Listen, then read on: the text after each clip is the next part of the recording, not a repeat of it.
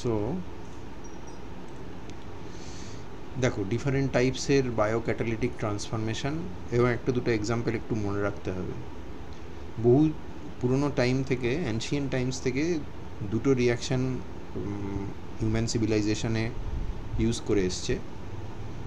পরে দেখা গেছে যখন ব্যাপারটা ক্লিয়ার হয়েছে যে সেগুলো আলটিমেটলি সেটা মাইক্রো অর্গানিজম দিয়ে ক্যাটালাইজড, যাদেরকে আমরা এখন ফ্যাশনেবলি বায়োক্যাটালিটিক রিয়াকশান বলতে পারি।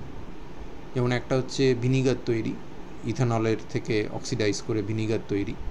অক্সিডাইজিং এজেন্ট হচ্ছে অক্সিজেন, কিন্তু এই অ্যালকোহলকে যদি তুমি অক্সিজেনের এক্সপোজারে রেখে দাও তার তো রিয়াকশান হয় না, তার জন্য ক্যাটালিস্ট লাগে।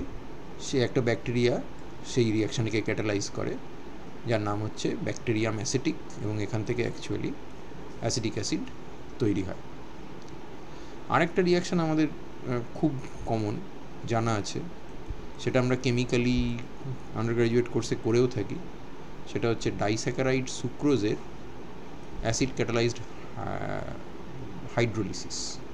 ওখানে যেহেতু একটা অ্যাসিটাল লিঙ্কেজ থাকে, ডাইলিউট অ্যাসিড দিলে ভেঙে, সুক্রোজ ভেঙে দুটো কম্পাউন্ডের তৈরি হয়, একটা হচ্ছে প্লাস গ্লুকোজ, একটা হচ্ছে মাইনাস ফ্রুক্টোজ।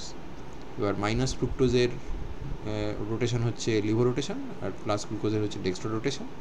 আর যে স্টার্টিং মেটেরিয়ালটা আছে সুক্রোজ, সেটা ইট happens to B the plus, অর্থাৎ এটাও অ্যাকচুয়ালি ডেক্সট্রো। এই রিয়াকশানের ফলে ওয়ান ইকুইভ্যালেন্ট সুক্রোজ থেকে ওয়ান ইকুইভ্যালেন্ট গ্লুকোজ আর ফ্রুক্টোজ তৈরি হয়।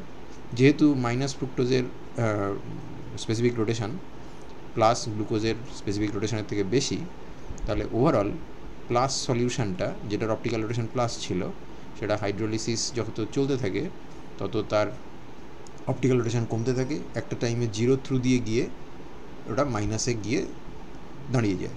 এই জিনিসটাকে আমরা বলে থাকি, এই জিনিসটাকে কোথায় গেল, হ্যাঁ, এই জিনিসটাকে আমরা বলে থাকি ইনভার্সন অফ কেন সুগার। এটা তুমি HCl দিয়ে করেছো, যেটা পোলারিমেট্রিক্যালি মেজার করা যায় তার প্রোগ্রেস অফ দ্য রিয়াকশান, কিন্তু এইটা নেচারে ইস্ট এই রিয়াকশানটা করতে পারে, এবং ইস্টের যে এনজাইমটা এর জন্য রেসপন্সিবল সেটা হচ্ছে ইনভার্টেজ। তাহলে এই যে লিঙ্কেজটা রয়েছে, এই লিঙ্কেজটাকে ও টার্গেট করে এবং এখান থেকে ও গ্লুকোজ এবং ফ্রুক্টোজকে লিবারেট করে। তারপরে ধরো আরও কিছু রিলেটিভলি লেস কমন রিয়াকশান আছে যেগুলো বায়োক্যাটালিটিক মেথডে অ্যাকমপ্লিশ করা যায়। যেমন আমরা এই অ্যালাইলিক অ্যালকোহলটার অক্সিডেশন করতে পারি, এটা একটা কোলেস্টেরল ডেরিভেটিভের পার্ট, সেটাকে যদি আমরা মাইকোব্যাকটেরিয়াম দিয়ে এক্সপোজ করি তাহলে এখানটায় alpha beta unsaturated carbonyl compound তৈরি হয়। তো এটাও একটা বায়োক্যাটালিটিক রিয়াকশান।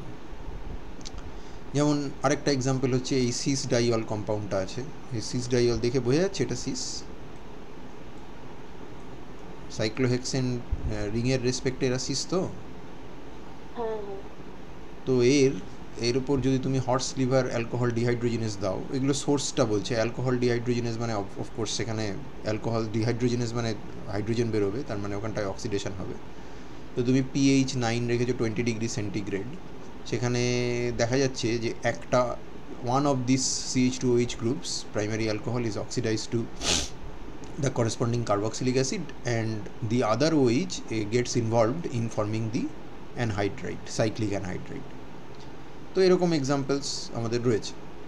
বেশ কিছু অক্সিডেশন রয়েছে যেটা হর্স র্যাডিশ পারঅক্সিডেজ বা HRP বলে একটা এনজাইম দিয়ে ক্যাটালাইজ করা যেতে পারে। যেমন আমরা ফেনোলিক কম্পাউন্ডের কুইনোন ফর্মে অক্সিডাইজ করতে পারি HRP দিয়ে। যেমন এই ধরনের একটা হাইলি ফাংশনালাইজড ফেনোলিক কম্পাউন্ডকে at very mild condition but for a very long period of time যদি হর্স র্যাডিশ পারঅক্সিডেজ দিয়ে এক্সপোজ করে রাখা যায়, তাহলে আমাদের এখানটায় কুইনোন তো তৈরি হয়ই, অ্যাট দ্য সেম টাইম দুটো রিংয়ের মধ্যে কাপলিংও হয়ে যায়। এই রিয়াকশানগুলো তোমাকে আলাদা করে মনে রাখতে হবে না, কিন্তু ওই ব্যাকটেরিয়াম অ্যাসিটিক দিয়ে অ্যাসিটিক অ্যাসিড তৈরি ফ্রম ইথানল বা অ্যাটলিস্ট গ্লুকোজের রিয়াকশানটা, এটা এক্সপেক্টেড যে তুমি মনে রাখবে। তারপরে হর্স র্যাডিশ পারঅক্সিডেজ দিয়ে আমরা এখানটাতে একটা রিমার্কেবল ট্রান্সফরমেশন করেছি, যেখানে একটা sp2 হাইব্রিডাইজড কার্বন আরেকটা sp2 হাইব্রিডাইজড কার্বনের সঙ্গে কাপলিং রিয়াকশান হয়েছে, which is doable in our laboratory, at least transition metal catalysis চলে আসার পরে এই রিয়াকশানগুলো এখন খুব রুটিনলি করা হয়ে থাকে, but still it is a remarkable process under the mild reaction condition for just 1 hour তুমি এইখানটায় একটা রিং ক্লোজার রিয়াকশান অ্যাচিভ করতে পারো।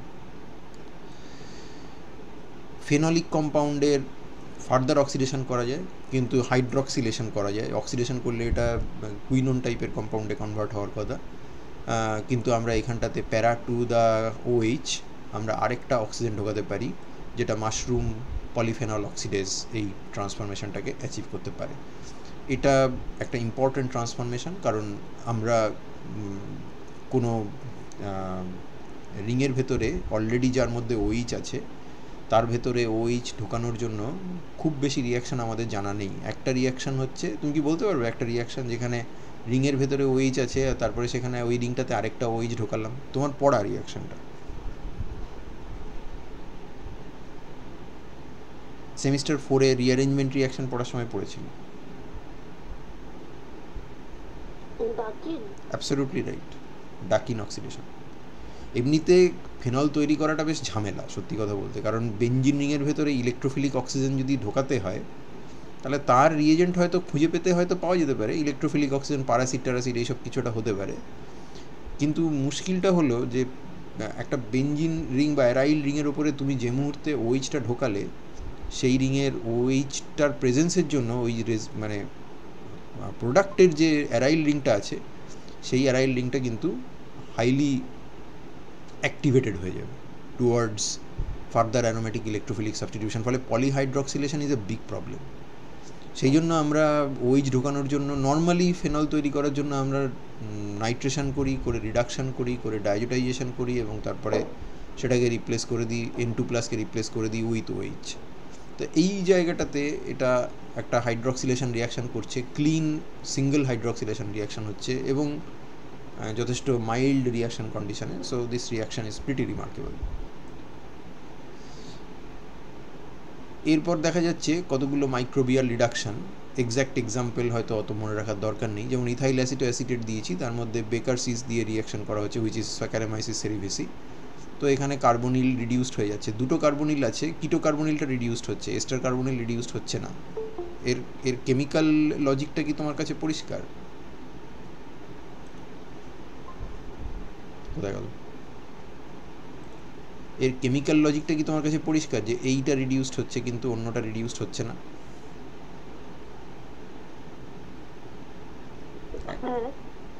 হ্যাঁ বলো, কারণটা কি? Reduction is basically exploitation of the electrophilicity of the carbonyl. হ্যাঁ হ্যাঁ, ওটা বেশি হচ্ছে। কিন্তু শুধু তাই নয়, এই জিনিসটার মধ্যে কোথাও কিন্তু কোনো কাইরালিটি নেই, তাই না?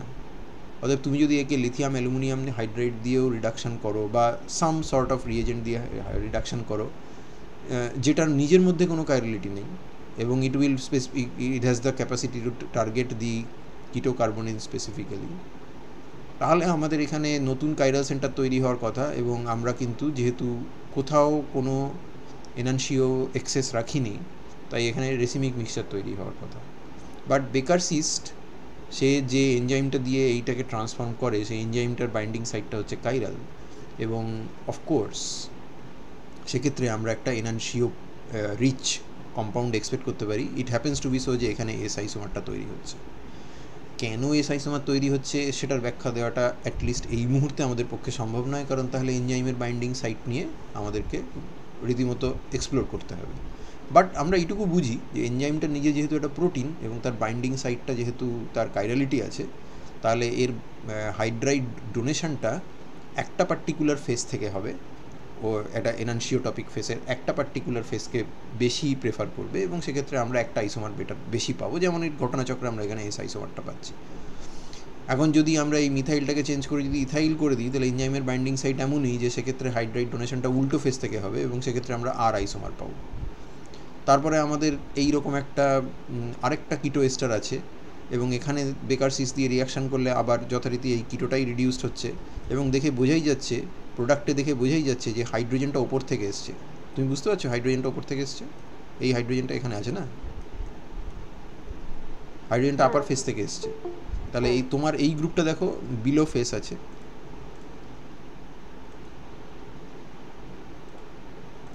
এই গ্রুপটা দেখো বিলো ফেস মানে অ্যাওয়ে ফ্রম ইউ আছে। তার মানে হাইড্রাইড ডেলিভারি তো ডেফিনেটলি এমন জায়গা থেকে হবে যেখানে স্টেরিক ক্রাউডিংটা মিনিমাইজড হয়। তাহলে এই রিংটার যে ফেসটাতে, এই হেটেরোসাইক্লিক রিংটার যে ফেসটাতে CO2 গ্রুপটা ছিল, হাইড্রাইড তার উল্টো দিক থেকে আসবে, এবং হাইড্রাইড যদি উল্টো দিক থেকে আসে তাহলে OH আর CO2 তারা কী হবে, সিস হবে, তাই তো? তো তাই হয়েছে। ঠিক আছে, ওকে। তো আমরা স্টিরিও সিলেক্টিভ রিডাকশান এখান থেকে করতে পারি। আরেকটা বেশ ইন্টারেস্টিং এক্সাম্পল আছে, অ্যালকোহল ডিহাইড্রোজিনেজ এনজাইম যেটা তৈরি হয় এই ধরনের টি ব্রকি বলে এক ধরনের থার্মোস্টেবল ব্যাকটেরিয়া আছে, মানে তারা হাই টেম্পারেচার সাস্টেন করতে পারে। তো তাকে যদি বিউটান টুগনকে এই টি ব্রকির কালচারের মধ্যে রেখে দাও, তাহলে দেখা যাচ্ছে যে অ্যাজ এক্সপেক্টেড তুমি এখানে একটা এনানসিওমার বেশি পাচ্ছ, এবং তার এনানসিওমেরিক এক্সেস হচ্ছে অলমোস্ট 48%। ইল্ড খুব একটা ভালো না, ইল্ড ইজ অনলি 12%, বাট তোমার আর আইসোমারটা বেটার, বেশি তৈরি হচ্ছে। বাট এই বিউটান টুগনের জায়গায় যদি এটা হেক্সান টুগন হয়, অর্থাৎ এইদিকে যদি ইথাইল না থেকে এইদিকে যদি এন বিউটাইল গ্রুপ থাকে, তাহলে তোমার এনানসিও সিলেক্টিভিটি পুরো উল্টে যাচ্ছে। সেক্ষেত্রে আমার এস আইসোমার তৈরি হচ্ছে এবং 96% এনানসিওমেরিক এক্সেস, এবং ইল্ড অনেক ইম্প্রুভ করে যাচ্ছে 85%।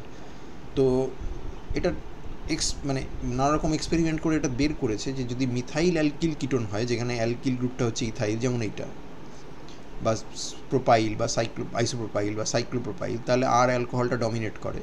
আর যদি অ্যালকিলটা এন প্রোপাইলের থেকে লার্জার হয়, যেটা সেকেন্ড এক্সাম্পলে হয়েছে, তাহলে এস অ্যালকোহলটা ডমিনেট করে।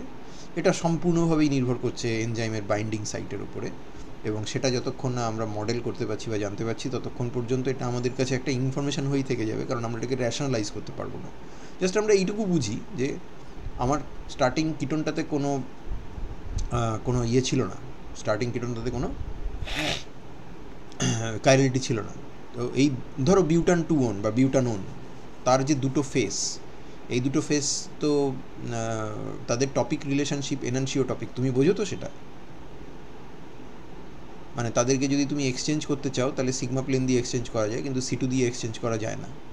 অর্থাৎ যদি তুমি এই কম্পাউন্ডটার উপরে যদি হাইড্রাইডকে ওপর থেকে নিয়ে আসো, তাহলে যে কম্পাউন্ডটা হবে, যে অ্যালকোহলটা হবে, হাইড্রোজেনকে তলা থেকে নিয়ে এলে যে অ্যালকোহলটা হবে, তার এনানসিওমার হবে। এখানে ইট হ্যাপেন্স টু বি যে আমি যেভাবে মলিকিউলটাকে এঁকেছি, তাতে মলিকিউলটার লোয়ার ফেস বা মানে রিয়ার ফেস বা আমার থেকে যেটা দূরে আছে সেই ফেসটা থেকে হাইড্রাইড ডেলিভারিটা ফেভারেবল, আর এখানে মলিকিউলটাকে যেভাবে এঁকেছি তাতে হাইড্রাইডটা সামনের ফেস থেকে বা ফ্রন্ট ফেস থেকে ডেলিভারিটা ফেভারেবল।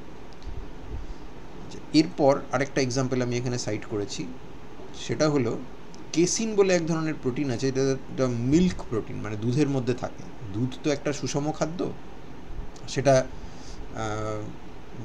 তুমি যদি মানে মিল্ক ইনজেস্ট করো, তাহলে তোমার বডির যা যা রিকোয়ারমেন্ট থাকে নিউট্রিয়েন্টসের, সেটা অলমোস্ট পুরোটাই কভার্ড হয়ে যায়। তার মধ্যে প্রোটিনও থাকে, তো প্রোটিনটা হচ্ছে কেসিন।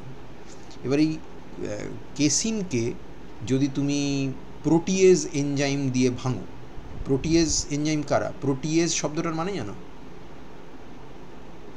যারা প্রোটিনকে ভাঙে তো? হ্যাঁ, মানে অ্যামাইড বন্ডটাকে টার্গেট করে এবং টুকরো করে ভেঙে দেয়। তো সেই ধরনের প্রোটিয়েজকে যদি তুমি ন্যানো এনক্যাপসুলেট করো কোনো একটা ভেহিকেলের মধ্যে, এবং আল্ট্রাসাউন্ডের প্রেজেন্সে কেসিনকে এক্সপোজ করো ওই প্রোটিয়েজ এনজাইমের সঙ্গে, তাহলে বায়োক্যাটালিটিক ক্লিভেজ হবে এবং কেসিন ভেঙে ছোটো ছোটো টুকরো পেপটাইড তৈরি হবে। এই পেপটাইডগুলোর কয়েকটার আবার একটা বিশেষ প্রপার্টি আছে, তারা হচ্ছে ACE ইনহিবিটর। ACEটা হচ্ছে, ACE স্ট্যান্ডস ফর, কোথায় গেল এটা মাঝে মাঝে হারিয়ে যাচ্ছে, এই যে আবার পেয়েছি, ACE ইনহিবিটর। ACE ইনহিবিটরটা হলো, তাহলে ACE ইনহিবিটর জানতে গেলে আগে ACEটা কী জিনিস সেটা জানতে হবে। ACEটা হচ্ছে অ্যাঞ্জিওটেনসিন 1 কনভার্টিং এনজাইম, যেটা আমাদের ব্লাড প্রেশার রেগুলেট করার ক্ষেত্রে একটা কি কম্পোনেন্ট। আমি এর ডিটেলের মধ্যে ঢুকছি না, কিন্তু যদি তুমি ইন্টারেস্টেড থাকো তো এর বায়োকেমিস্ট্রিটা তুমি দেখতে পারো। কিন্তু যেহেতু blood regulation of blood pressure is a big pharmacological issue এবং ফার্মাসিউটিক্যাল কোম্পানি সবসময় টার্গেট থাকে যে বেটার ব্লাড প্রেশার রেগুলেটিং ওষুধ বানাবো, তাই এই জায়গাটা খুব হটবেড অফ রিসার্চ। এবং এই এনজাইমটাকে, এই অ্যাঞ্জিওটেনসিন 1 কনভার্টিং এনজাইমকে ইনহিবিট করার জন্য নানা রকমের সিনথেটিক ড্রাগ আছে, যেমন ক্যাপটোপ্রিল, এনালাপ্রিল, ফসিনোপ্রিল, লিসিনোপ্রিল, র্যামিপ্রিল, এই সমস্ত, এইগুলো তুমি খোঁজখবর করলে দেখবে যে তোমার বাড়ির হয়তো কেউ না কেউ এই ওষুধ কোনো না কোনো টাইমে খেয়েছেন বা খাচ্ছেন। তো হাইপার টেনশনের জন্য এগুলো খুব জনপ্রিয় ওষুধ, কিন্তু এগুলো সিনথেটিক কম্পাউন্ড এবং এদের প্রত্যেকের একটা প্রবলেম আছে, সেটা হলো কোনো কোনো ক্ষেত্রে সাইড এফেক্টগুলো বেশ সিভিয়ার।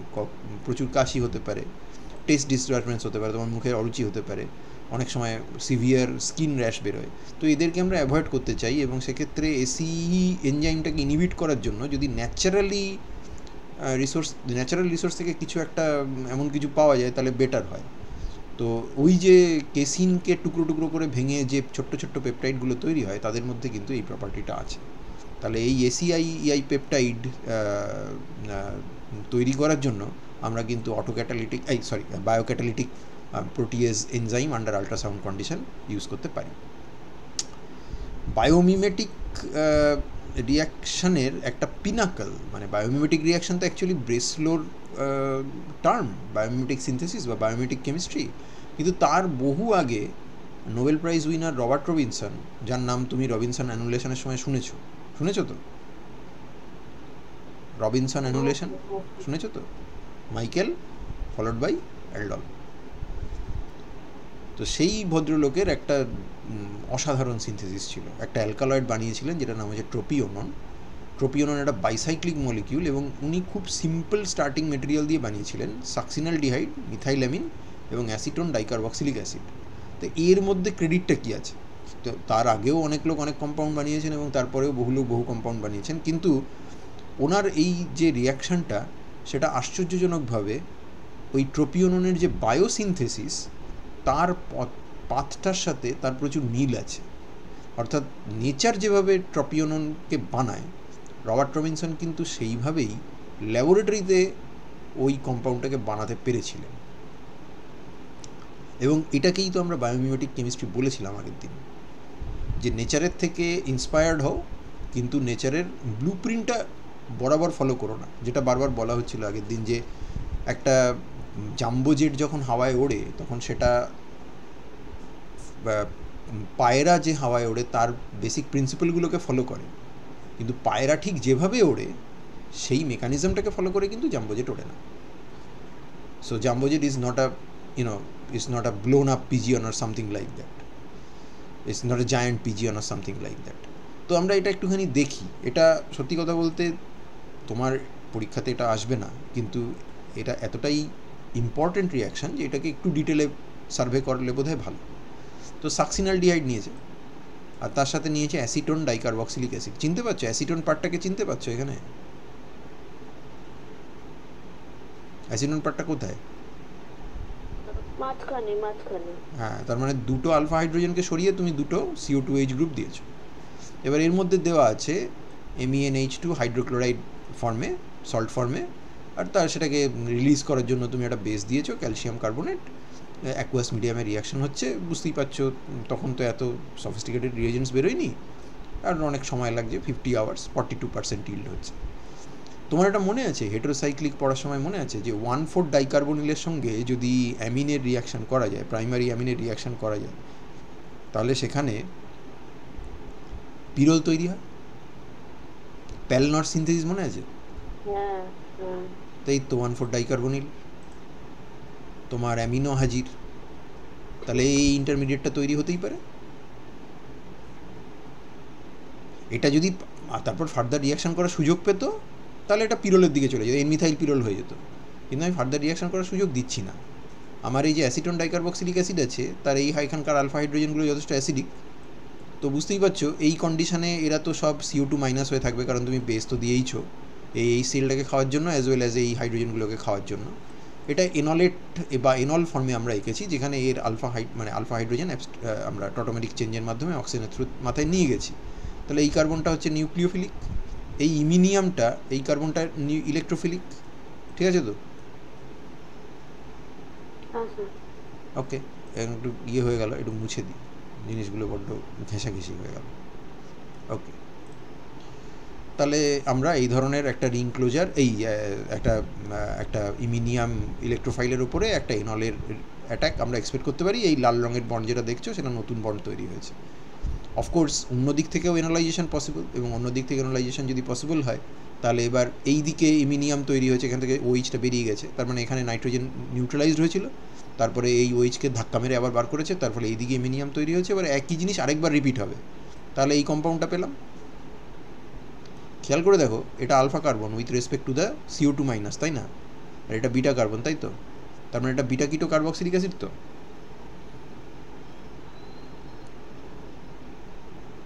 এটা বিটা কিটো কার্বক্সিলিক অ্যাসিড তো, সেটা ডিকার্বক্সিলেট করবে। যদি ডিকার্বক্সিলেট করে, দেখো তোমার ট্রোপিওনন তৈরি হয়ে গেছে। এই হচ্ছে ট্রোপিওনন। তার মানে চিন্তা করি, আমার এই পার্টটা এসেছে মিথাইলামিন থেকে, আচ্ছা এই পার্টটা এসেছে সাকসিনালডিহাইড থেকে 4 কার্বন ইউনিট, আর এই পার্টটা এসেছে অ্যাসিটোন ডাইকার্বক্সিলিক অ্যাসিড থেকে, যেখানে অ্যাসিটোন ডাইকার্বক্সিলিক অ্যাসিডের দুটো CO2 গ্রুপই কোনো না কোনো পয়েন্ট অফ টাইম ডিকার্বক্সিলেট করে গেছে। তাহলে এইটা তো বুঝলাম যে এটা ভালো হলো, আমি মেকানিজমটাও মোটামুটি বুঝতে পারছি আমার লিমিটেড অর্গানিক কেমিস্ট্রি নলেজ থেকে, কিন্তু এটা এত ইম্পর্টেন্ট কেন? তার জন্য তোমাকে তাহলে একটু বায়োমিমেটিক পাতটা দেখতে হবে। বায়োমিমেটিক পাতটা খেয়াল করো, এটা অর্নিথিন বলে একটা নন এসেনশিয়াল অ্যামাইনো অ্যাসিড আছে, যেটা বেসিক্যালি এল গ্লুটামেট থেকে স্টার্ট করে বায়োসিনথেটিক্যালি তৈরি হয়। সেই কম্পাউন্ডের সঙ্গে after many different steps it can give you a N-methyl pyrrolium cation, which is basically the same thing যেটা তুমি এইখানটাতে বানিয়েছিলে, sort of। আর তারপরে এই জিনিসটা যখন ফার্দার কনডেন্স করবে, একটা নিউক্লিওফাইল চাই, সেই নিউক্লিওফাইলের সোর্স হচ্ছে অ্যাসিটিক অ্যাসিড, যেটা কোএনজাইমের সঙ্গে রিয়াকশান করে তৈরি করে অ্যাসিটাইল কোয়ে। এই সালফারটা, এটা বেসিক্যালি এটা একটা এনজাইম, একটা কোএনজাইম, যার একটা SH গ্রুপ আছে, সেই SH গ্রুপটা অ্যাসিটাইলকে ধরে রেখেছে, অ্যাসিটাইল ট্রান্সফার এজেন্ট হিসেবে কাজ করে। এবং এই জায়গাতে আমরা তার মানে দেখতে পাচ্ছি এই জায়গা থেকে নিউক্লিওফিলিসিটি শো করছে, এবং এইখানে একটা বন্ড তৈরি হবে, এবং আমরা এই জিনিসটা পেলাম। আরেকটা অ্যাসিটাইল কোয়ের সেখান থেকে আবার এইটা আবার অ্যাক্টিভেটেড হবে, এখানে এনল তৈরি হবে, এই কার্বন গিয়ে এখানে অ্যাটাক করবে, এবং এখান থেকে টেট্রাহাইড্রাল ইন্টারমিডিয়েটের মাধ্যমে এই সালফাইড লিভিং গ্রুপটা বেরিয়ে যাবে। তার ফলে আমরা এই অবধি পেয়ে গেলাম, এই অবধি পৌঁছে গেলাম, এবং তারপর এই জায়গাটায় আরও বেশ কিছু স্টেপসের মাধ্যমে ঠিক ফাইনালি যেরকম আমাদের রবিনসনের কেসেও যেরকম রিং ক্লোজার হয়েছিল, এখানেও ঠিক তাই হবে, এবং আমরা ট্রোপিওনন পেয়ে যাব আফটার এ ফিউ স্টেপস। তার মানে রবার্ট রবিনসনের যে পাথওয়েটা উনি ডেভেলপ করেছিলেন, সেই পাথওয়েটার থ্রু দিয়ে আমরা কিন্তু বায়োজেনেটিক পাথওয়ে যেটা বা বায়োসিনথেটিক পাথওয়ে যেটা, তার একটা মিল খুঁজে পাচ্ছি, এবং সেই জন্য এটাকে বলা হয় one of the very first example of biomimetic synthesis. পরীক্ষাতে কি আসবে? I don't think so. Biomimetic সিনথেসিসের যে লাস্ট পার্টটা আছে, সেটাতে আমরা মাল্টি ফাংশনাল রিএজেন্ট নিয়ে কথা বলছি। এই মাল্টি ফাংশনাল রিএজেন্টে যাওয়ার আগে আমার একটু মনে হয় যে তোমাদের একটু ব্যাকগ্রাউন্ডটা একটু ব্রাশ করে দেওয়া দরকার, যে মাল্টি ফাংশনাল আগে অবভিয়াসলি বাই ফাংশনাল রিএজেন্টের কথা আসে। আমি যদি লিটারেলি মাল্টি ফাংশনাল কথাটা বলি, তাহলে multifunctionals are compounds or small compounds or macromolecules which have diverse reactivity. That means more than one site through দিয়ে রিয়াকশন করতে পারে।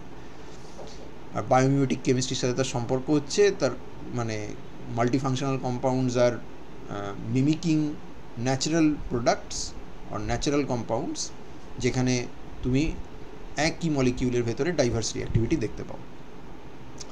তোমার মিউটার রোটেশন মনে আছে? দেখতে পাচ্ছ মিউটার রোটেশন?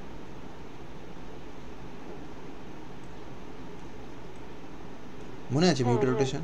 হ্যাঁ, আলফা থেকে বিটা হয় স্যার, মানে আলফা থেকে বিটা অ্যানোমালি হয়। এটা সেমিস্টার 5-এ আমরা এটা পড়েছিলাম, কার্বোহাইড্রেট কেমিস্ট্রি আমাদের ছিল।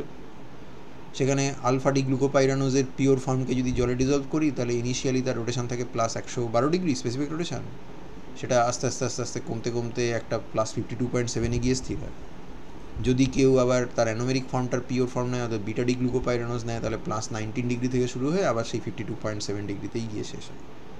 তো এটা কী বলা হয়? বলা হয় যে আলফা ডি গ্লুকোপাইরানোজ একটা হেমিঅ্যাসিটাল, বিটা ডি গ্লুকোপাইরানোজ একটা হেমিঅ্যাসিটাল, তাহলে তারা অ্যাসাইক্লিক ফর্মের থ্রু দিয়ে নিজেদের মধ্যে একটা ইকুইলিব্রিয়াম এস্টাবলিশ করে, যেখানে বিটা ডি গ্লুকোপাইরানোজটা একটু বেশি থাকে, আলফাটা একটু কম থাকে, ওই 64-36 এই রেশিওতে থাকে অ্যাকোয়াস মিডিয়ামে, এবং দুটোর ইকুইলিব্রিয়াম মিক্সচারের যে অপটিক্যাল রোটেশন ভ্যালু একটা পার্টিকুলার টেম্পারেচার, সেটা আমরা 52.7 +52.7 পাচ্ছি।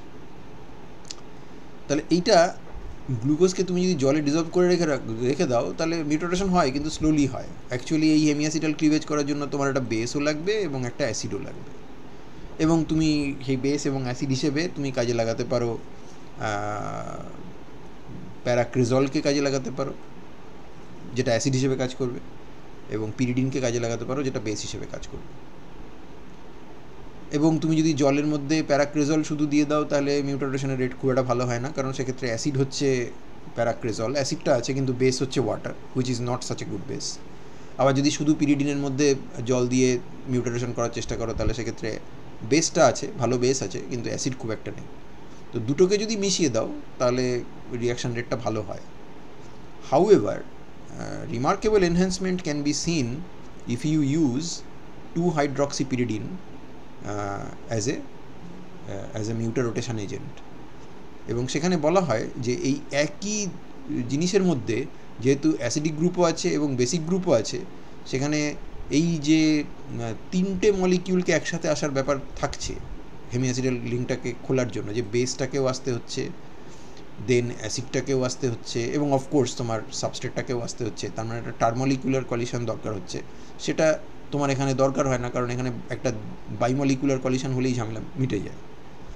তো সেই জন্য এর রেটটা is much much greater than just using a mixture of pyridine and paracresol or anything like that.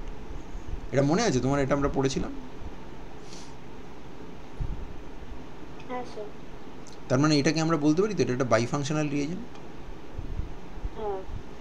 এইটারই কিছু কিছু এক্সাম্পল আছে। এবার এক্সাম্পলগুলো তোমার কাছে সত্যি কথা বলতে আমি যে এক্সাম্পলগুলো খুঁজে পেয়েছি সেগুলো তোমার কাছে ইন্টিমিডেটিং মনে হতে পারে, বাট আই উড সে যে খুব একটা ওয়ারি করার দরকার নেই। জাস্ট এইটা অ্যাপ্রিসিয়েট করো যে একটা রিয়েজেন্ট ডিফারেন্ট রোল প্লে করছে। যেমন আমরা এখানে একটা আমরা সেই আগে বেইলি সিলম্যান রিয়াকশান পড়েছিলাম না, বেইলি সিলম্যান রিয়াকশান, যেখানে একটা অ্যালডিহাইডের সাথে একটা আলফা বিটা আনস্যাচুরেটেড কার্বনিলের এই পয়েন্টে অ্যালডিহাইডটাকে আমরা জুড়ে দিচ্ছিলাম এবং সেটা অ্যালকোহল হয়ে জুড়ে যাচ্ছিল। তখন আমরা দেখেছিলাম ডাবকো ইউজ করে আমরা করছিলাম জিনিসটাকে। এটা তারই একটা ভ্যারিয়েশন। অ্যাকচুয়ালি বেলি সিলম্যান রিয়াকশানে আগে আমি এটা লিখিনি, কিন্তু এই রিয়াকশানটাকে এখন লোকে আর শুধু বেলি সিলম্যান বলেন, এটাকে মরিতা বেলি সিলম্যান রিয়াকশান বলে, MBH রিয়াকশান বলে। তার অ্যাজ আ ভ্যারিয়েশন নিয়েছে, অর্থাৎ অ্যালডিহাইডের জায়গায় এখানটা একটা ইমিন লিঙ্কেজ আছে, একটা আলফা বিটা আনস্যাচুরেটেড কার্বনিল নিয়েছে, এবং অ্যাজ এক্সপেক্টেড খেয়াল করে দেখো এই জায়গাটাতে নতুন লিঙ্কেজটা তৈরি হয়েছে। এটা বেলি সিলম্যান রিয়াকশানের টিপিক্যাল লিঙ্কেজ, যেখানে আলফা কার্বনের সঙ্গে জুড়ে যায়, আলফা বিটার মধ্যে ডাবল বন্ড রিটেন করে এবং আলফা কার্বনের সাথে ইনকামিং ইলেকট্রোফাইলটা জুড়ে যায়। তো সেই দিক থেকে ঠিকই আছে, বাট আমাদের এই যে রিয়েজেন্টটা ইউজ করেছে সেটা হচ্ছে LBBA বাইনল। বাইনল মানে হচ্ছে একটা বাইফিনাইল ডেরিভেটিভ, যেখানে একটা অ্যাট্রোপাইসোমেরিজম আছে, এবং সেই জন্য সেটা একটা ওয়ান পার্টিকুলার এনানসিওমার ইউজ করা হচ্ছে। এখানে OH গ্রুপ আছে এবং PPH2 গ্রুপ আছে, যেখানে PPH2 গ্রুপটা হচ্ছে লুইস বেস আর OH গ্রুপটা হচ্ছে ব্রনস্টেড অ্যাসিড। এই জন্য এটাকে বলছে Lewis base Bronsted acid binol catalyst. তো দেখা যাক কী হচ্ছে, মানে জিনিসটা কী হচ্ছে সেটা একটু দেখি। তো প্রথমে আলফা বিটা আনস্যাচুরেটেড কার্বনিলের সঙ্গে এই যে ফসফিন সেন্টারটা আছে, ফসফরাসটা, তার মাথায় লোন পেয়ার অফ ইলেকট্রন আছে। তুমি জানো যে phosphorus can act as a nucleophile, এখানটা অ্যাটাক করলো, এবং যেহেতু ফসফরাস সফটার তাই ও আলফা বিটা আনস্যাচুরেটেড কার্বনিলের সফট ইলেকট্রোফিলিক সেন্টারে অ্যাটাক করলো, এনলেট তৈরি হলো। এই যে এনলেটটা তৈরি হলো, এই এনলেটকে খেয়াল করে দেখো, এই জায়গাতে তোমার নতুন বন্ড তৈরি হয়েছে, এবং যে এনলেট তৈরি হচ্ছে সেই এনলেটকে স্টেবিলাইজ করছে এই ওইচটা। So that's a Bronsted acid, no? And this is acting as a nucleophile which is also known as a Lewis base. এরপর তোমার সেকেন্ড রিয়াকশন পার্টনারটা আসছে, which is the imine derivative of the corresponding aldehyde, aromatic aldehyde. আমি সম্ভবত এখানে একটা structure একটু গন্ডগোল করেছি। হ্যাঁ, এইখানটাতে দুটো নাইট্রোজেন হয়ে গেছে, এই জায়গাটাতে এটা হবে না। হ্যাঁ, এইটাই হবে টিএস, বুঝতে পেরেছো? টসাইল। এটা কারেকশন করে নিও, আমি পরে এটা কারেকশন করে দেবো, কিন্তু তোমাদের তো অলরেডি পিডিএফটা দেওয়া হয়ে গেছে। তাহলে এখানটায় জাস্ট টসাইল হবে, NH-TS হবে না, ডাবল বন্ডেড এনের পরে টিএসটা হবে। আমার তখনই মনে হলো যে প্রোডাক্টে একটা নাইট্রোজেন কম লাগছিল। এনিওয়ে, তারপরে অফকোর্স এখানে ফিরে আসতে পারে। কোথায় গেল রে বাবা? এই যে এখানে ফিরে এলো, এইখান দিয়ে নিউক্লিওফিলিক অ্যাটাক করবে এবং তখন এটা মাইনাস হয়ে যাবে। দেখো, একে স্টেবিলাইজ করে দিচ্ছে, এই এন মাইনাসটাকে স্টেবিলাইজ করে দিচ্ছে এই হাইড্রোজেন। এবং এখানে অফকোর্স ডিফারেন্ট ডায়াস্ট্রিও আইসোমার তৈরি হতে পারে, তার মধ্যে এই পার্টিকুলার ডায়াস্ট্রিও আইসোমার এই টিএসটাকে স্টেবিলাইজ করছে, which leads to the enantioselectivity that we are observing. তো এটা একটা মাল্টি ফাংশনাল রিয়েজেন্ট হিসেবে আমরা এটার এক্সাম্পল সাইট করতে পারি। তারপরে এই একই রিয়াকশানকে, একটা বেলি-সিলম্যান টাইপ রিয়াকশানকে, এটা অ্যাজা অ্যানালগ নয়, এটা অক্সা অ্যানালগ, সেটা ক্যাটালাইজ করার জন্য একটা পলিমার বানিয়েছে। এবার পলিমারটা একটা ডিফারেন্ট মোনোমারের মিক্সচার, যেমন সেখানে স্টাইরিন ডেরিভেটিভ আছে, স্টাইরিন আছে, একটা প্যারা পজিশানে PPH2 সাবস্টিটিউটেড স্টাইরিন আছে, এবং একটা প্যারা পজিশানে আর সাবস্টিটিউটেড স্টাইরিন আছে, যেখানে আরটা OH, CH2OH, OSC, OMe, মানে একটা অক্সো ফাংশনালাইজড গ্রুপ। তো সেই পলিমার বানিয়েছে অ্যাজো আইসোবিউটাইরোনাইট্রাইল দিয়ে, র্যাডিক্যাল ইনিশিয়েটার দিয়ে বানিয়েছে। XYZ এর ডিফারেন্ট ভ্যালুজ হতে পারে, এবং এই ক্যাটালিস্টটাকে 20 মোল% দিয়ে ডাইক্লোরোইথেন মিডিয়ামে রুম টেম্পারেচারে বেলি-সিলম্যান রিয়াকশান করেছে। তো এই যে পলিমারটা, এটাকে ওরা একটা কার্টুনের থ্রু দিয়ে দেখিয়েছে, এখানে এটাকে একটা কার্টুনের থ্রু দিয়ে দেখিয়েছে, যেখানে এই পার্টটা একটা মোনোমার, যেটা লুইস ব্রনস্টেড অ্যাসিড হিসেবে কাজ করছে, এই পার্টটা আরেকটা মোনোমার, যেটা নাকি আমার লুইস বেস হিসেবে কাজ করছে। তো প্রথমে নিউক্লিওফিলিক অ্যাটাক হচ্ছে, এনোলেটটাকে স্টেবিলাইজ করছে, তারপর ইন্ট্রামলিকুলার রিং ক্লোজার হচ্ছে, এবং সে থেকে আমরা এই কম্পাউন্ডটা পাচ্ছি।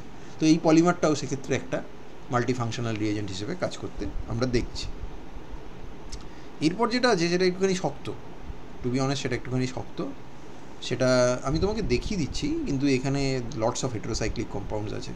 ওরা যেটা করতে চেয়েছিল সেটা হচ্ছে পিরিডিনের, ঠিক আছে, পিরিডিনের এই পজিশনটাকে ফাংশনালাইজ করতে চেয়েছিল, ঠিক আছে, এই পজিশনটাকে ফাংশনালাইজ করতে চেয়েছে, অর্থো সিলেক্টিভ অ্যামিনেশন, এবং সেটাকে বক ফর্মে প্রোটেক্ট করে রেখেছে।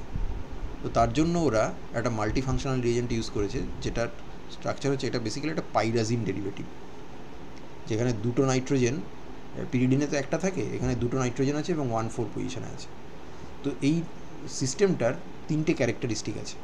যখন পিরিডিনের সঙ্গে রিয়াকশান হয়, তো এই সেন্টারটা বুঝতেই পারছো, পিরিডিনের, তোমার মনে আছে যে পিরিডিনের আলফা এবং গামা পজিশনে যদি লিভিং গ্রুপ থাকে, তাহলে নিউক্লিওফিলিক সাবস্টিটিউশন করা যায়। পিরিডিনটা তো নাইট্রোবেঞ্জিনের মতো না? নাইট্রোবেঞ্জিনের অর্থোক্লোরোনাইট্রোবেঞ্জিন বা প্যারাক্লোরোনাইট্রোবেঞ্জিনকে যদি তুমি OH- দিয়ে ট্রিট করো এবং প্রপার কন্ডিশন এক্সপোজ করো ওকে, তাহলে ক্লোরিনটা উড়ে যায়, তাই তো?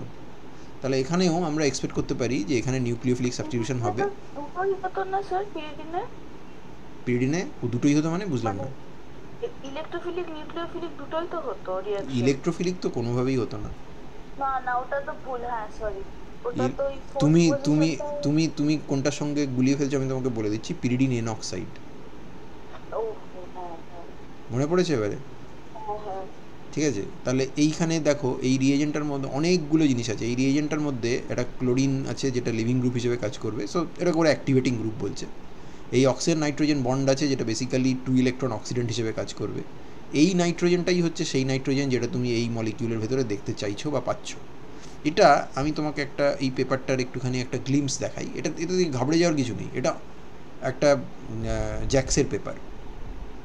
আমি দেখাতে চাইছি যে আইডিয়াটা এসেছিল কী করে। তো ওরা এইরকম একটা জিনিস নিয়েছিল, ঠিক আছে, যেখানে ওরা এনও লিঙ্কেজ আছে যেটা 2 ইলেকট্রন অক্সিডেন্ট হিসেবে কাজ করবে। এখানে একটা sp2 কার্বন আছে, যেখানে একটা ক্লোরিন আছে, তাহলে পিরিডিন নিউক্লিয়াস এর ওপর অ্যাটাক করে ক্লোরাইডকে বের করে দিতে পারে। এবার ওদের আইডিয়া ছিল যে পিরিডিনের সাথে যখন এই 1 কম্পাউন্ডটা রিয়াকশন হবে তখন এই ইন্টারমিডিয়েটটা তৈরি হবে ফর শিওর। এবং তার উপরে যদি আমরা একটা অ্যারোমেটিক একটা অ্যামিন কম্পাউন্ড দিয়ে, একটা সেকেন্ডারি অ্যামিন দিয়ে রিয়াকশন করি, তাহলে আমরা এই জায়গায় কিংবা এই জায়গায় রিয়াকশান পাবো। প্রথমত এক্ষেত্রে রিয়াকশানটা একটা তো ডেফিনিটলি রিজিও সিলেক্টিভিটির ব্যাপার চলে আসবে, যে প্যারা পজিশনেও অ্যাটাক করতে পারে। আরেকটা প্রবলেম ওরা ফেস করেছিল যে এই জায়গাটা অ্যাটাক না করে সোজা এইখানটা অ্যাটাক করে ফেলছে, এবং সেক্ষেত্রে এই কম্বিনেশন বেরিয়ে আসছে, অর্থাৎ পিরিডিন রিয়াকশন করার পরে আবার যখন আমরা সেকেন্ডারি অ্যামিন দিয়ে রিয়াকশন করছি তখন পিরিডিন বেরিয়ে যাচ্ছে এবং আমরা এই জাতীয় একটা কম্পাউন্ড পাচ্ছি যেটা আমাদের কাছে ইউজলেস। আরও যেটা প্রবলেম ওরা ফেস করেছে সেটা হচ্ছে যদি R2NH দিয়ে সত্যি সত্যি অর্থ অ্যাটাকও হয় তাহলেও কিন্তু রিং অ্যারোমেটাইজ করার বদলে রিং ওপেন হয়ে যাচ্ছে, রিংটা ওপেন হয়ে যাচ্ছে। এবং তারপরে ওরা এটাকে মডিফাই করার চেষ্টা করে এবং সেক্ষেত্রে এই ধরনের কিছু রিএজেন্ট ইউজ করে, কিন্তু সেগুলো সব ফেলিওর হয়। এবং তারপরে ওরা ডিসক্রাইব করেছে যে ওদের এই জার্নিটা কীরকম ছিল, এবং ইভেনচুয়ালি ওরা এই কম্পাউন্ডটাতে সেটেল করে, এবং তার জন্য একটা পসিবল মেকানিজমও ওরা এখানে দিয়েছে। আমরা জাস্ট এগুলো ফর রেফারেন্স পারপাস ইউজ করছি, এটা ডেমনস্ট্রেট করার জন্য যে মাল্টিফাংশনাল রিএজেন্ট কীভাবে কাজ করে এটা তোমাকে পরীক্ষায় লিখতে হবে না, বা এটা তোমাকে জিজ্ঞাসাও করবে না তোমার কাছ থেকে। কী জিজ্ঞাসা করতে পারে যে মাল্টিফাংশনাল রিএজেন্ট কাকে বলে, সুবিধে কী, এইসব কথাবার্তা জিজ্ঞাসা করতে পারে। তাহলে এখানে প্রথমে পিরিডিন অ্যাটাক করলো, নিউক্লিওফিলিক অ্যাটাক করলো, করার পরে এখান থেকে ক্লোরাইড বেরিয়ে গেল মেইজেনহেইমার কমপ্লেক্স টাইপ জিনিসপত্র হয়ে। তারপরে এইখানে দেখো এই নাইট্রোজেন, এই যে পেন্ডেন্ট নিউক্লিওফাইলটা আছে সেটা এই ইমিনিয়াম লিঙ্কেজটাকে অ্যাটাক করবে বিকজ দ্যাট ইজ ইলেকট্রোফিলিক, এবং তখন তোমার রিংটা ক্লোজ হয়ে গেল। রিংটা ক্লোজ হয়ে যাওয়ার পরে মিডিয়ামে বেস আছে, সে একটা এইখানটা খেয়াল করে দেখেছো, এটা বেসিক্যালি E2 এলিমিনেশন না?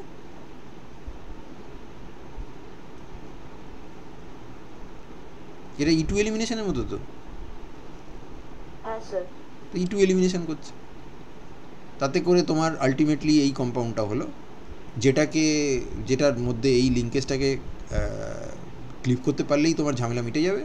এবং সেটা ওরা করেছে খুব সম্ভবত একটা কোনো রিডিউসিং এজেন্ট দিয়ে, এই দেখো জিঙ্ক অ্যাসিটিক অ্যাসিড দিয়ে রিডাকশন করেছে, রুম টেম্পারেচার 3 আওয়ার। তাহলে এই যে কাণ্ডটা করলো এই মাল্টিফাংশনাল রিএজেন্টটার, তাহলে কাজ কী কী? একটা হচ্ছে পিরিডিনের সঙ্গে রিয়াকশান করে একটা রিয়াক্টিভ পিরিডিনিয়াম সল্ট দিচ্ছে, এটা একটা ইন্ট্রামলিকুলার ডেলিভারি প্রোভাইড করছে যেখানে নাইট্রোজেনটা সাইড স্পেসিফিক, অর্থাৎ একদম অর্থ পজিশনে গিয়ে রিয়াকশানটা হচ্ছে, C2তেই হচ্ছে exclusively direct functionalisation, ring opening prevented হচ্ছে, এবং আলটিমেটলি এই 2 ইলেকট্রন অক্সিডেশন বা রিঅ্যারোমেটাইজেশনের মাধ্যমে NO বন্ডের ক্লিভেজটাকে ইন্ডিউস করছে, যেটা আমার স্টার্টিং মেটেরিয়ালটাকে ফেরত দিতে হেল্প করছে, স্টার্টিং মেটেরিয়াল না, মানে টার্গেট মলিকিউলটাকে পেতে হেল্প করছে। সো মাল্টিফাংশনাল রিএজেন্টস আর মানে প্রচুর এক্সাম্পল আছে, কিন্তু টু বি অনেস্ট কোনোটাই খুব সহজ এক্সাম্পল নয়। আমরা বাইফাংশনাল রিএজেন্টের অনেক এক্সাম্পল দেখি, এবং টু সাম এক্সটেন্ট তোমার হয়তো এই ক্ষেত্রে বেনজয়েন কনডেনসেশনের কথাও হয়তো মনে পড়তে পারে। বেনজয়েন কনডেনসেশনে সায়ানাইডের সেই রোল ছিল না, মনে আছে? হ্যাঁ স্যার। এই যে বলতো না যে good nucleophile, anion stabiliser as well as good living group.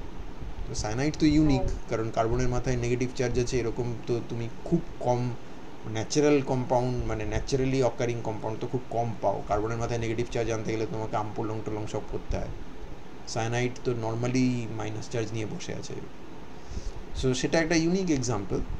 তো এটাও টু সাম এক্সটেন্ট সেই ফিলোসফি থেকে বড় করে করা, যে এখানেও এরকম আমরা মাল্টিফাংশনাল রিএজেন্ট ব্যবহার করতে পারি।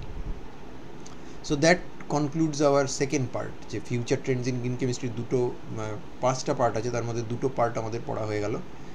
এরপর যেটা আছে, যেটা আমাদের আজকে একটুখানি টাইমও আছে, আমরা একটু এক্সপ্লোর করেও নেব, সেটা হচ্ছে কম্বিনেটোরিয়াল কেমিস্ট্রি।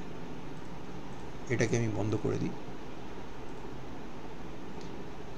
কম্বিনেটোরিয়াল কেমিস্ট্রি, এটাও আমরা বেসিক্যালি একটু স্কিমেটিক আকারেই পড়ব।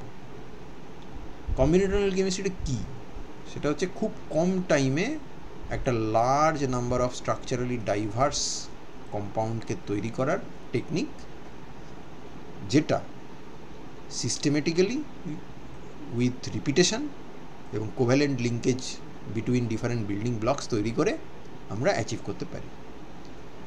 এটার সঙ্গে আমার কমন সিনথেসিসের তফাৎ কোথায়?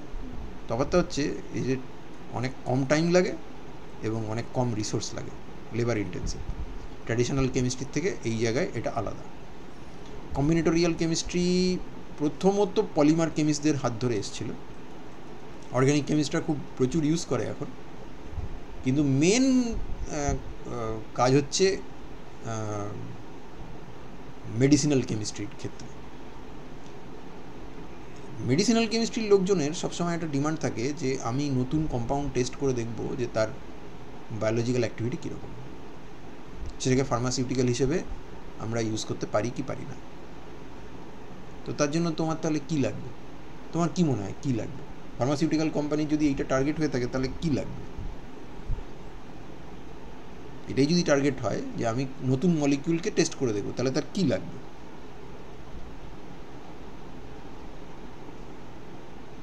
নতুন মলিকিউল বানাতে হবে তো। হ্যাঁ, এবং শুধু মানে বানাতে হবে মানে কি, মানে সে ধরো এমন একটা স্পেস এক্সপ্লোর করছে, আমি যদি মলিকুলের স্পেস বলে মলিকুলগুলোকে ধরি, এমন একটা স্পেসকে এসে এক্সপ্লোর করছে যে স্পেসটাতে maybe hundreds of thousands of molecules আছে, তাহলে সেগুলো আলাদা আলাদাভাবে বানানো কি সম্ভব? না, সম্ভব, কিন্তু তোমার তো 100 বছর লাগবে। কারণ তুমি হয়তো দিনে ট্র্যাডিশনাল সিনথেসিস করে, ট্র্যাডিশনাল সিনথেসিসে কী হয়, তুমি একটা এ নিলে, তার সাথে বিকে জুড়লে, এবি তৈরি হলো, পিউরিফাই করলে, পরের স্টেপে এবিকে নিয়ে গেলে, তার সাথে সিকে জুড়লে, আবার পিউরিফাই করলে, এবিসি হলো, এরম করতে করতে যায় লোকে, যেটা নর্মাল সিনথেসিস। তা সেটা তো যথেষ্ট পরিমাণে টাইম কনজিউমিং এবং টিডিয়াস। যত এফিসিয়েন্টই রিয়াকশান হোক না কেন, অ্যাটম ইকোনমি যাই হোক না কেন, যতই হোক না কেন, প্রত্যেকটা স্টেপে তোমাকে কিন্তু পিউরিফাই করতে হবে, এবং পিউরিফিকেশান যদি খুব ইজি না হয় তাহলে প্রত্যেকটা স্টেপে টাইম কনজিউমিং। এবং খেয়াল করে দেখো, তুমি সারাদিন কাজ করার পরে এ বি সি ডি পরপর জুড়ে কটা মলিকুল পাবে? একটাই মলিকুল পাবে তো। তা ওই এফর্টটাই যদি ওই টাইমের মধ্যে কোনো একটা টেকনিক ব্যবহার করে যদি আমরা একটা মলিকুলের জায়গায় 10টা মলিকুল বানাতে পারতাম, তাহলে আমাদের পক্ষে বা ফার্মাসিউটিক্যাল কোম্পানির পক্ষে সেটা বেটার তো। এইটাই হচ্ছে কম্বিনেটোরিয়াল কেমিস্ট্রি। আমি একটা এক্সাম্পল দিই, এখানে তো প্রচুর কথা লেখা আছে এবং আমি কোত্থেকে এই কথাগুলো লিখেছি সেগুলো আমি তোমাকে রেফারেন্স দিয়ে দিয়েছি, তুমি চাইলেই হাইপার লিঙ্কটা ক্লিক করে চলে যেতে পারো। বলছে যে এরা যেটা করে কম্বিনেটোরিয়াল কেমিস্ট্রিতে, এবং ইনফ্যাক্ট তুমি এটা না অল্প একটুখানি দেখেছো, তুমি মেরিফিল্ড রেজিন সিনথেসিস দেখেছো? ওই যে সেই পেপটাইডে দেখেছো না, একটা করে কোভ্যালেন্ট লিঙ্কেজ করে, আবার ধুয়ে দেয়, তারপর আবার করে, এরকম করে করে না, ওয়াশ করে করে বার করে দেয় না এক্সট্রা রিয়েজেন্টগুলো। ওই যে কার্বক্সিলিক অ্যাসিডটাকে অ্যাক্টিভেট করে, তারপর অ্যামাইড দিয়ে রিয়াকশান করে, অ্যামাইড লিঙ্কেজ তৈরি হলো, তারপর সব রিয়েজেন্ট এক্সট্রা রিয়েজেন্ট বা সাইড প্রোডাক্ট যেগুলো আছে সেগুলোকে ধুয়ে বের করে দেয়। হ্যাঁ, এইটা হচ্ছে ওই মেরিফিল্ড রেজিনটা হচ্ছে কম্বিনেটোরিয়াল কেমিস্ট্রির একটা এক্সাম্পল। বলছে যে chemists often start a combinatorial synthesis with a batch of small plastic beads, মানে পলিমারিক বিডস আর কি, এই যেগুলোর সাইজ অ্যাবাউট হচ্ছে বালির দানার মতো, গ্রেন অফ স্যান্ডের মতো, এবং এদের সঙ্গে কোভ্যালেন্ট লিঙ্কেজের মাধ্যমে মলিকুলার বিল্ডিং ব্লককে অ্যাটাচ করে দেওয়া হয় এবং স্টেপ ওয়াইজ এগুলো করা হয়। তার মানে বুঝতেই পারছো এটার একটা লিমিটেশনও আছে। লিমিটেশনটা হচ্ছে তুমি যে বিল্ডিং ব্লকটাকে তোমার পলিমেরিক বিডের সঙ্গে অ্যাটাচ করছো, তার মানে পলিমারটার এমন একটা ফাংশনাল গ্রুপ থাকতে হবে যেটা তোমার বিল্ডিং ব্লকের সঙ্গে ক্লিন একটা রিয়াকশান করে, কোভ্যালেন্ট লিঙ্কেজ তৈরি করে। সেটা সবসময় পসিবল হয় না। তার মানে ওখানে তুমি কিন্তু একটা বড় ধাক্কা খাবে, কারণ তোমার সমস্ত রকম রিয়াকশান তুমি হয়তো করে উঠতে পারবে না। ওকে, তো তোমাকে তোমার কেমিস্ট্রিটাকে মডিফাই করতে হবে। এবার এই যে প্লাস্টিক বিডগুলো তৈরি হয়েছে, এইগুলোকে জাস্ট মানে এগুলোর সঙ্গে যে কোভ্যালেন্ট লিঙ্কেজের মাধ্যমে যেটা লেগে আছে ওইটাই আমার টার্গেট। তাহলে ওর গায়ে যদি আর কিছু এমনি জাস্ট কোভ্যালেন্ট লিঙ্কেজ না হয়ে যদি কিছু লেগে থাকে, জাস্ট অ্যাডিয়ার করে থাকে, তাহলে সেগুলোকে ওয়াশ করলেই ইম্পিউরিটিগুলো বেরিয়ে যাবে। তার মানে আমি খুব সহজে আমার ওই পিউরিফিকেশান স্টেপটাকে সিম্পলিফাই করে ফেলতে পারি। এবং এই পিউরিফিকেশানকে ইজি করার জন্য এই যে বিটগুলো আছে না সেগুলোকে কেমিক্যালি রেজিস্ট্যান্ট পোরাস ব্যাগের মধ্যে ভালো হয়। এবং টি ব্যাগ দেখেছো? টি ব্যাগ, টি ব্যাগে কী হয়, ভেতরে চায়ের পাতা থাকে না? এবার তুমি গরম জলের মধ্যে টি ব্যাগকে চুবিয়ে দিলে কী হয়? এক্সট্রাক্টটা বেরিয়ে আসে, পাতাগুলো বেরিয়ে আসে কি না, তাহলে ওই পাতাগুলোকে তুমি ভাবো ওইটা হচ্ছে বিড প্লাস বিল্ডিং ব্লক, আর যেটা বেরিয়ে চলে এলো সেটা হচ্ছে ইমপিউরিটি। তার মানে জাস্ট প্রপার সলভেন্টে চুবিয়ে নিলেই ইমপিউরিটিগুলো বেরিয়ে যাবে আর ওরা টি ব্যাগের মধ্যে রয়ে যাবে। বোঝা গেল আমি কি বলতে চাইছি? টি ব্যাগের মধ্যে কি আলাদা আলাদাই থাকবে সবকটা? না, সেটা আমি এক্সাম্পলটা দিচ্ছি তোমাকে, কিন্তু তুমি ওয়াশিংয়ের ব্যাপারটা বুঝেছো কি? হ্যাঁ, বেশ, এবার আমরা একটা এক্সাম্পল দিচ্ছি যেখানে আমাদের কাছে বলছে এরকম 8খানা টি ব্যাগ আছে যেটা একটা কন্টেনারের মধ্যে আমরা নিয়েছি।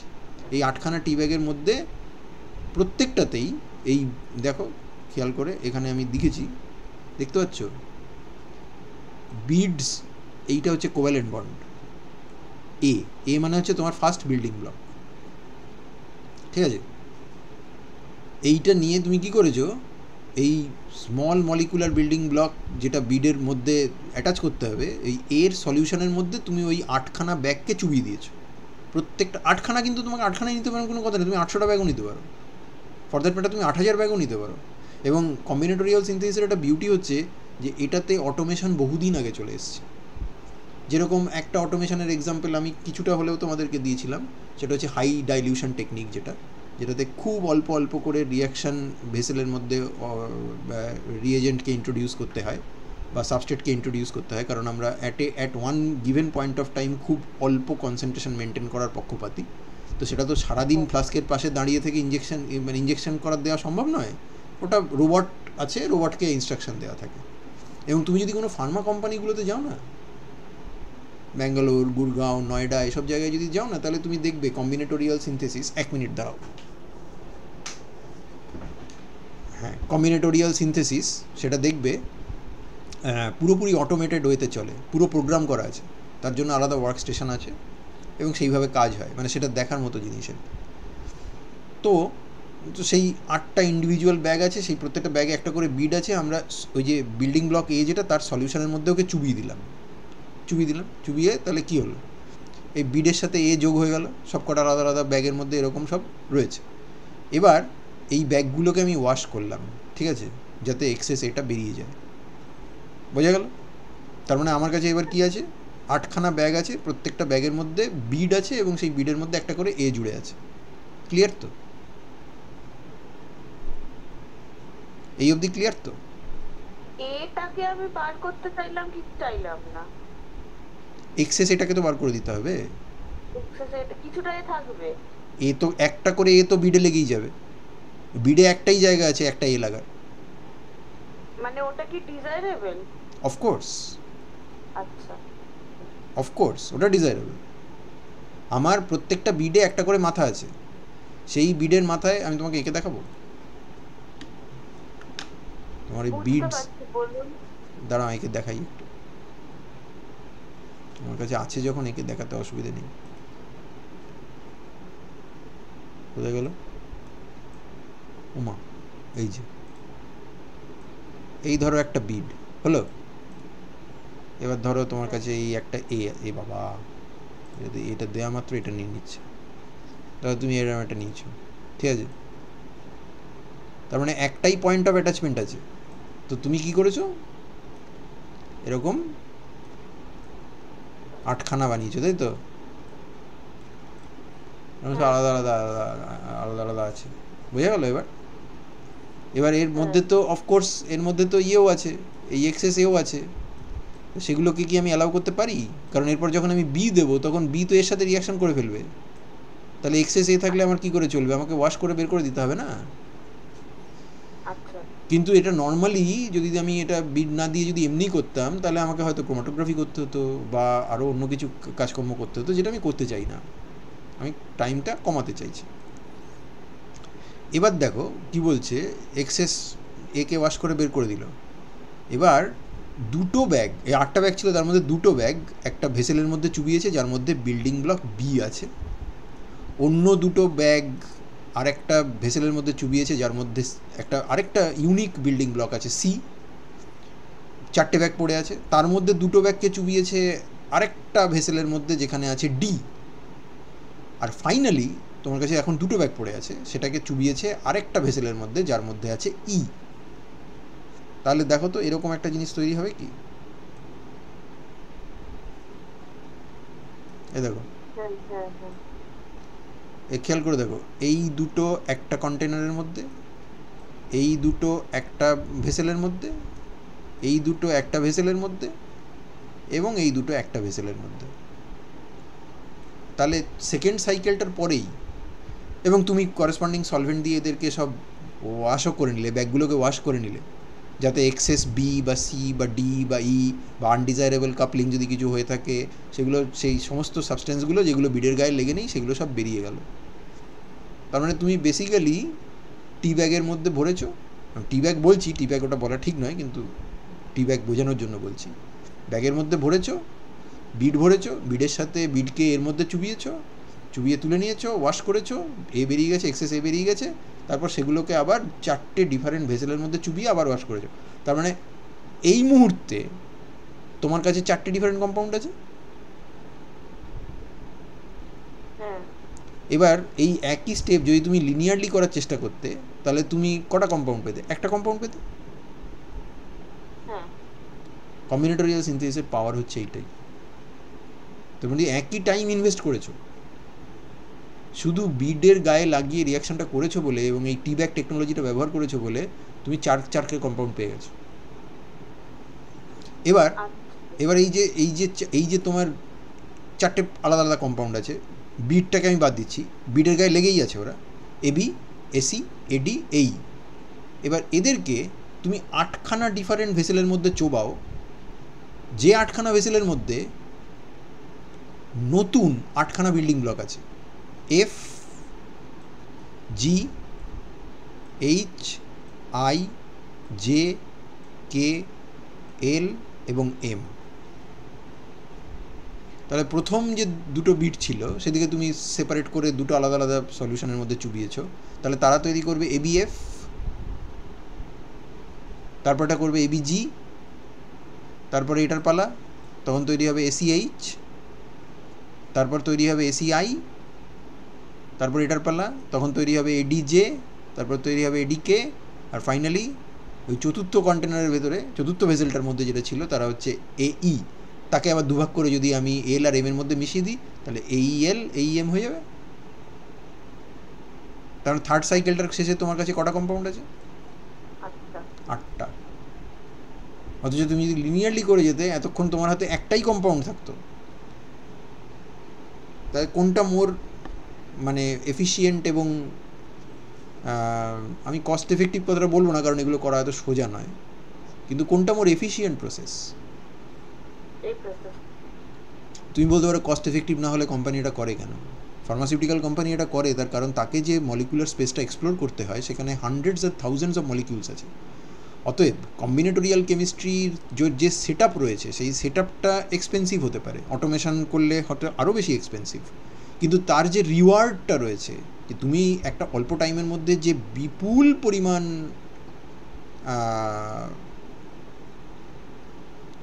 মলিকুলার স্পেসকে এক্সপ্লোর করতে পারো, সেই রিওয়ার্ডের রেসপেক্টে খরচাটাকে ওরা অ্যাকসেপ্ট করে নেয়। কারণ যদি খরচা না করে কম্বিনেটোরিয়াল সেট আপের জন্য, তাহলে ওকে যে পরিমাণ সময় ইনভেস্ট করতে হবে টাকার বদলে, তাতে ওর কোম্পানি 100 বছরেও একটা প্রপার ড্রাগ বানিয়ে উঠতে পারবে না, এবং কোম্পানি অনেক দিন আগেই ফোল্ড করে যাবে। তুমি কি বুঝতে পারছো আমি কি বলছি? হ্যাঁ, বুঝতে পারছি। সো আমাদের আজকের টাইম তো শেষ হয়ে এসছে, আমরা এরপরে আরও সফিস্টিকেটেড মেথড আছে, সেটা আমরা পরের দিন পড়ব। কিন্তু দেখো এরা কি বলছে, we now have 8 different and clearly defined compounds. After all building blocks have been added, আমি কিন্তু এরপর চলতে পারি, এদেরকে আবার সেপারেট করে আমি আবার 16টা ডিফারেন্ট কম্পাউন্ড, 8 থেকে 16তে যেতে পারি, 16 থেকে 32-এ যেতে পারি, এগুলো চলতে থাকবে। যখন সব হয়ে গেল, তখন আমাদের কি করতে হবে? এই যে বন্ডটা আছে, আমার তো টার্গেট মলিকিউলের মধ্যে বিটটা থাকার কথা নয়, তাহলে আমাকে ওই বন্ডটাকে ভাঙতে হবে। এবং তার মানে আমার একটা রিকোয়ারমেন্টও আছে যে ইনিশিয়াল বিল্ডিংটার সাথে বিডের যে বন্ড হয়েছে তারপরে সাবসিকুয়েন্ট বন্ডগুলোর সাথে সেই নেচারটা কিন্তু ফান্ডামেন্টালি আলাদা হবে। কারণ এই বন্ডটা যদি ডিফারেন্ট নেচারের না হয় অন্য বন্ডগুলোর তুলনায়, তাহলে এটাকে আমি সিলেক্টিভলি ক্লিভ করব কী করে? আমি একটা তো রিয়েজেন্ট দিতে হবে, যে রিয়েজেন্ট দিলে এ আর বিডের মাঝখানে যে বন্ড আছে সেটাকে কেটে দেবে। কিন্তু সে যদি আবার এ বি, বিএফ বা সিএইচ, ডিকে বা ইএল এই বন্ডগুলোকে কাটতে শুরু করে, তাহলে তো আমার সব পরিশ্রম মাটি। তার ফলে আমার শুধু যে বিডের সঙ্গে কোভ্যালেন্ট লিঙ্কেজ করতে হবে ইনিশিয়াল বিল্ডিং ব্লকটার, এবং সেক্ষেত্রে আমি বলেছিলাম যে সব রিয়াকশন করা সম্ভব নয়, কারণ সব মলিকুলকে তুমি বিডের গায়ে জুড়ে দেবে এতটাও ফ্লেক্সিবিলিটি নেই আমাদের। সেটা তো একটা প্রবলেম ছিলই। তার মানে আবার ওই রিকোয়ারমেন্টটাও মাথায় রাখতে হবে যে বিডকে যখন আমি ছাড়াবো, মলিকুলটাকে বিড থেকে ছাড়িয়ে নেব, তখন সেই রিয়াকশানটা যেন সিলেক্টিভ হয়, ফেইথফুল হয় এবং এফিশিয়েন্ট হয়। সে দেখা গেলো যে সেই রিয়াকশানে তোমার ইল্ড হয় 50%, তাহলে তোমার গেল, সব গেল। বোঝা গেল কি বলছি? এবার এই যে কম্পাউন্ডগুলো বেরিয়ে এসছে, 8খানা কম্পাউন্ড, তুমি 3টে সাইকেলের পর 8খানা কম্পাউন্ড পেয়েছো, এদের ফার্মাকোলজিক্যাল অ্যাক্টিভিটি টেস্ট করে। এবার তুমি প্রথমে এ পরে বি ঢুকিয়েছিলে, কেউ যদি বলে যে না আমি এ প্রথমে এ বিডের গায়ে এ লাগাবো, তারপরে এ কে বি সি ডি ইর মধ্যে চাপিয়ে দেবো, তাহলে তৈরি হবে এ বি, এসি, এডি, এই। তারপরে সেটাকে আবার এফ জি এইচ আই এরম করে ঢোকাবো। আর কেউ যদি বলে না আমি এ ঢুকিয়েছি, তারপরে আমি সেটাকে এ বি সি ডির মধ্যে ঢোকাবো, তাহলে এ তৈরি হবে, পরেরটায় এ বি তৈরি হবে, তারপরেরটায় এসি তৈরি হবে, তারপরটা এডি তৈরি হবে, তারপর সেটাকে আবার আমি এ বি সি ডির মধ্যে ঢুকেছি, তাহলে প্রথমটা তৈরি হবে এ, তারপরটা তৈরি হবে এ বি এ, এরকম করে করে করে করে যাচ্ছে। বোঝা গেল? So you can get lots of different compounds where এই মানে একটা প্রোগ্রেসিভ সিরিজে তোমার এই নাম্বার অফ কম্পাউন্ডসে বাড়তে থাকবে। হাউএভার এটার একটা প্রবলেমও আছে, যেটা পরের দিন আমরা সেটা সলিউশনটা ডিসকাস করব। তোমার নাম্বার অফ ভেসেলস অনেক বেড়ে যাচ্ছে, সেটা বুঝতে পারছো? প্রথমে তো মানে একটা ভেসেল ছিল যেখানে এ ছিল, তারপর আমরা 4টে ভেসেল করলাম, এখন 4টে থেকে থার্ড সাইকেলে 8টা হয়ে গেছে। এরপরে যখন যাবো তখন 16টা 32টা করে বাড়তে থাকবে। এটা কি একটাই মেশিনে হয়? মানে অটোমেশনটা, হ্যাঁ, এই জিনিসটা অটোমেশনে কতটা কীভাবে করে আমি জানি না, কিন্তু প্লেটস বলে একটা জিনিস আছে যেটা আমরা একদম শেষে ডিসকাস করব। সেটা একটা ওয়েল মতো থাকে, কী বলো তো, মানে ধরো একটা 8x8 ম্যাট্রিক্স, তার মানে 64টা খোপ আছে। মেশিন সেই 64টা খোপে 64টা আলাদা আলাদা রিয়াকশান করছে, এবং তুমি 64টা কম্পাউন্ড পাচ্ছ। এবার সেটা 9x9 ম্যাট্রিক্স হলে 81টা কম্পাউন্ড পাবে, যদি 10x10 ম্যাট্রিক্স হয় তাহলে 100টা কম্পাউন্ড পাবে। এবার মেশিনকে প্রোগ্রাম করে রাখা আছে। হ্যাঁ, একটা সেটআপের মধ্যেই তো হচ্ছে। হ্যাঁ, অফকোর্স এটা তো অপটিমাইজেশনের ব্যাপার, অফকোর্স যে তোমার স্পেস অপটিমাইজেশনের ব্যাপার রয়েছে, রিসোর্স অপটিমাইজ করতে হবে এবং ইঞ্জিনিয়ারিং অপটিমাইজ করতে হবে। যা ইচ্ছা তো মেশিনের কাছ থেকে ডিমান্ড করলে মেশিন তো করতে পারবে না, তাকে তো প্রপার লজিক দিতে হবে না।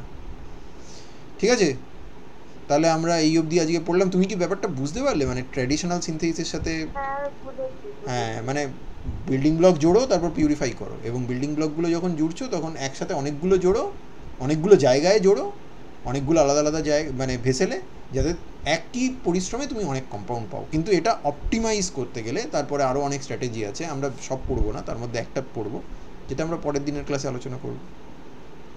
তাহলে আজকে আমাদের এই অবধি পড়া হলো, পরের দিন আমরা কম্বিনেটোরিয়ালটা নিয়ে এগিয়ে যাবো, এবং সেটা শেষ হয়ে গেলে আমরা সলভেন্টলেস রিয়াকশানে চলে যাব। So do you have any questions? তাহলে আমি রেকর্ডিং বন্ধ করে দিই।